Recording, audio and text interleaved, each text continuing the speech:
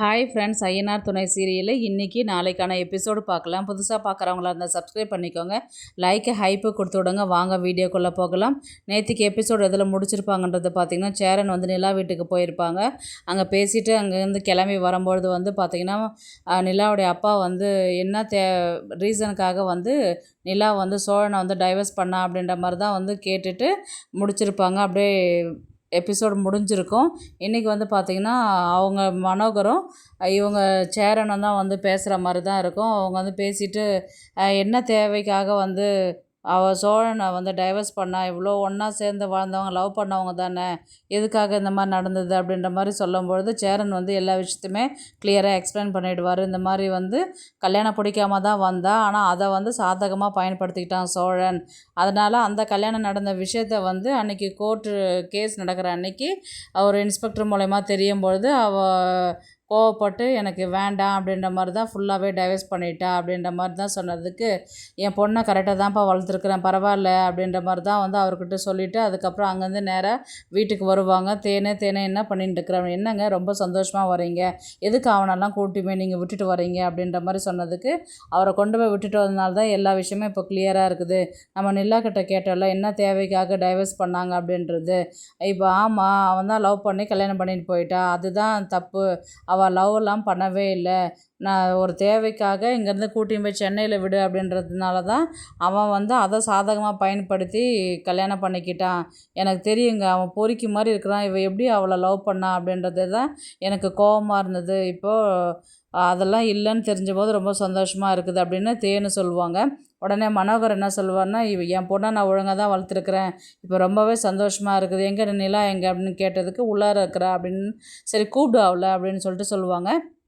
அவள் அங்கேருந்து உள்ளார இருந்து வருவாங்க. நிலா வந்து வாம்மா உட்காருமா அப்படின்ற மாதிரி தான் சொல்லுவாங்க. நீ எப்படி டைவர்ஸ் ஆனது எல்லாமே கிளியராக வந்து சேரன் எக்ஸ்பிளைன் பண்ணிட்டாருமா அப்படின்னு சொன்னதுக்கு, இல்லைப்பா எனக்கு வந்து கல்யாணம் பிடிக்கலன்னு தான்ப்பா நான் வீட்டை விட்டு ஓடி வந்தேன், நான் லவ் பண்ணி வரலப்பா அப்படின்ற மாதிரி சொன்னதுக்கு, எனக்கு தெரியும்டா, நீ என் பொண்ணுடா, எப்போ வந்து உன்னை வந்து ஒருத்தவங்க தப்பு பண்ணிட்டாங்கன்னு தெரிஞ்சு அதை நீ அந்த நேரத்தில் டைவர்ஸ் பண்ண பார்த்திய சோழனை, அப்போ தான் என் பொண்ணுன்றது நீ நிரூபிச்சிருக்கிற, உன்னை நினச்சா ரொம்ப பெருமையாக இருக்குது எனக்கு அப்படின்ற மாதிரி சொன்னதுக்கு, இவங்க 2 பேரும் வந்து சரி நீ போடா அப்படின்னு சொல்லிடுவாங்க. அதுக்கப்புறம் தேனும் மனோகரம் வந்து என்ன பேசுவாங்கன்னு பார்த்தீங்கன்னா, நம்ம பேசாத நிலாவை வந்து திருவண்ணாமலைக்கே கூட்டிகிட்டு போயிடுவோம், ஏன் அவள் வருவாளா அப்படின்ற மாதிரி கேட்டதுக்கு, அங்கேருந்து வருவாளான்னு எதிர்பார்த்தோம், இங்கே வந்துட்டல நம்ம வீட்டுக்கு, அதனால் நம்ம திருவண்ணாமலைக்கு கூட்டின்னு போயிடுவோம், அங்கே பெரிய பிஸ்னஸ் எல்லாம் வச்சு கொடுப்போம், அவள் அங்கே வேலை செய்யட்டும், அவளுக்கு என்ன, அவள் வேலை செய்யணும் தானே எதிர்பார்க்குறா, கோல்டு மெடலிஸ்ட்டாக இருக்கிறாள்ல,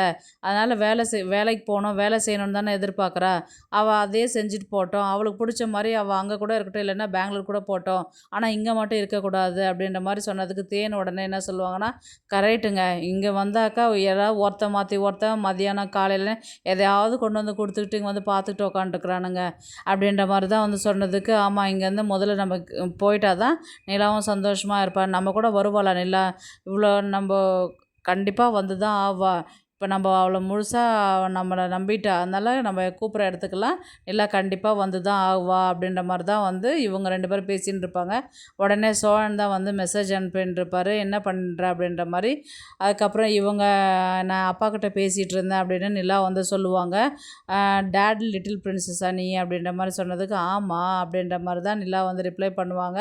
அதுக்கப்புறம் எப்படி டைவர்ஸ் ஆச்சு, என்ன ரீசனுக்காக ஆச்சுன்றது எல்லாமே வந்து எங்கள் அப்பாவுக்கு தெரிஞ்சிடுச்சு, எங்கள் அப்பாவே என்கிட்ட வந்து கிளியராக பேசிட்டாரு, நானும் ஆமான்னு சொல்லிட்டேன் அப்படின்னும்போது சோழனுக்கு வந்து ரொம்பவே அதிர்ச்சி ஆகுது. ஏன்னா கல்யாணம் ஆகிட்டு சந்தோஷமாக இருந்தாங்க, அதனால தான் டைவர்ஸ் பண்ணிட்டாங்க அப்படின்ற மாதிரி தானே அவங்க நினச்சிட்டு இருந்தாங்க.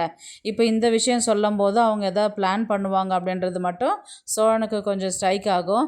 அதுக்கப்புறம் யார் சொன்னது இந்த விஷயத்த அப்படின்ற மாதிரி சொன்னதுக்கு, சேரன் அண்ணா தான் வந்து எல்லாத்தையுமே சொல்லிட்டாரு அப்படின்ற மாதிரி தான் நிலா வந்து சொல்லுவாங்க.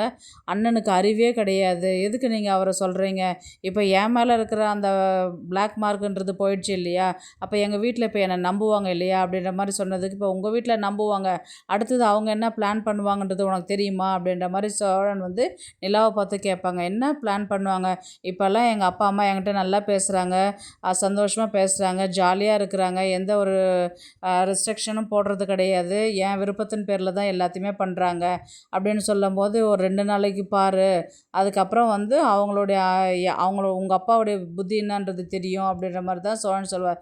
சும்மா சும்மா எங்கள் அப்பாவே குறை சொல்லின்னு இருக்காதீங்க, உங்களுக்கு வேலை வெட்டியே கிடையாதா அப்படின்ற மாதிரி சொன்னதுக்கு, உங்கள் அப்பா சொன்னதுக்கு கோவப்படாத, ஆனால் நீ வந்து பின்னாடி யோசிச்சு பார்ப்ப, பின்னாடி உங்கள் அப்பா ஏதாவது பிளான் வச்சுருப்பாரு, அந்த பிளானை வந்து அப்புறமேட்டு சொல்லுவார், அப்போ நீ ஷாக் ஆகி நிற்ப நீ அப்படின்ற மாதிரி தான் வந்து சோழன் சொல்லுவார். நீங்கள் எப்போ பார்த்தாலும் என்னையும் எங்கள் அப்பாவும் தப்பாகவே புரிஞ்சுட்டு இருக்கிறீங்க, எங்கள் அப்பா இப்போ எவ்வளோ மாறிட்டார் தெரியுமா அப்படின்ற மாதிரி தான் நிலா வந்து சொல்லுவாங்க. உடனே வந்து நான் சொன்னால் நீ கேட்க போகிறதில்ல, எதனா பிரச்சனைன்னு நீ கால் பண்ணுவேன், அப்போ தான் நான் சொன்னதை உனக்கு புரியும் அப்படின்ற மாதிரி தான் சோழன் பேசிவிட்டு குட் நைட் அப்படின்னு சொல்லிட்டு வச்சுருவாங்க.